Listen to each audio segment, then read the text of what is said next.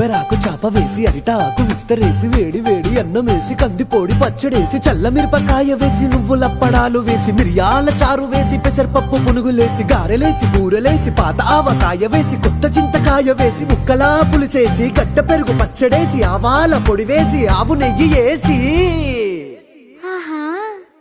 నేను తింటా నువ్వు చూడు.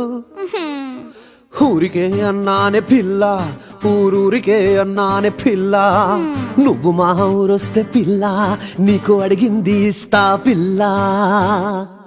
అమ్మ తోడే.